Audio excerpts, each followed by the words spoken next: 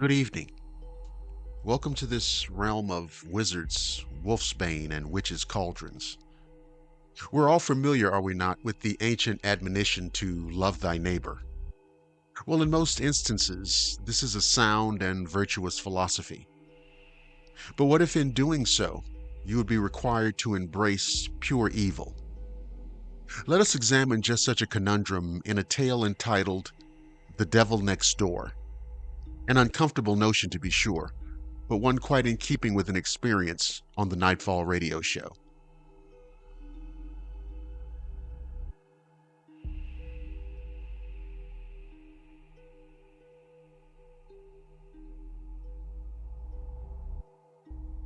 A few years back, I rented an apartment from a friend of mine.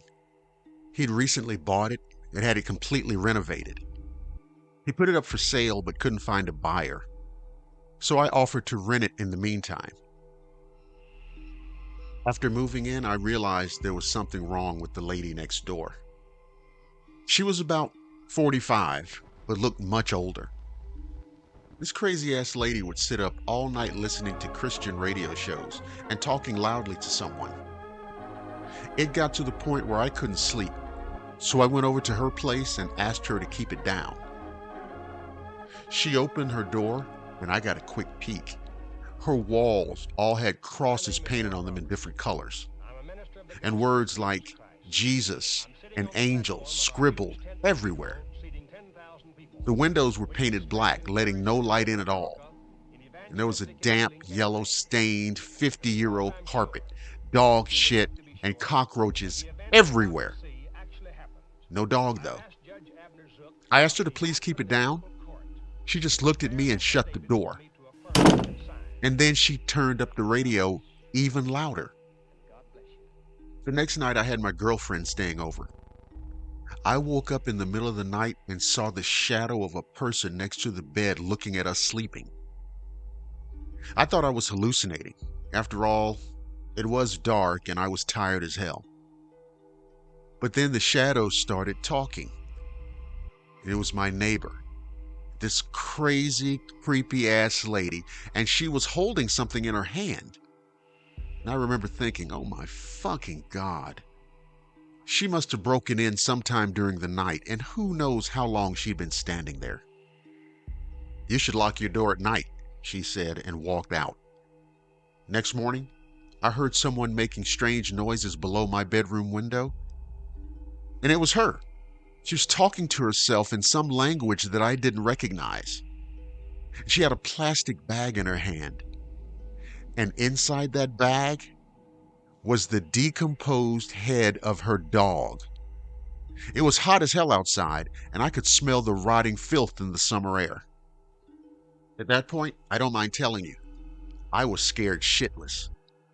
I thought she was obviously batshit insane.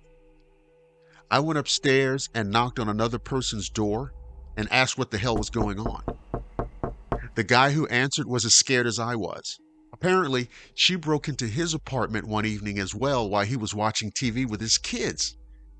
He got up from the couch to get a snack, only to find her behind the couch staring at him holding a goddamn power drill.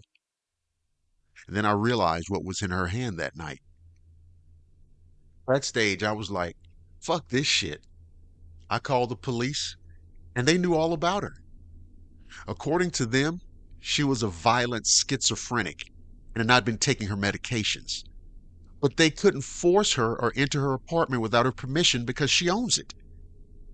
The only thing they could do was get her when she went outside.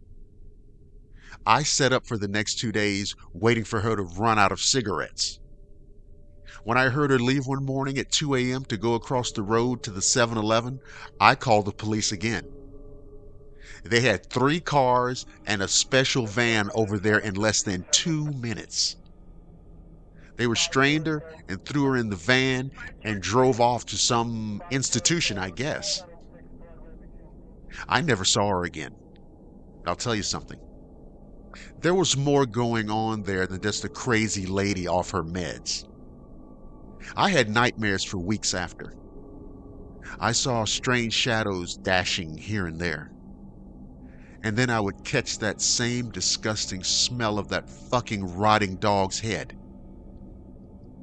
The lady may be gone, but whatever tormented and plagued her is still around.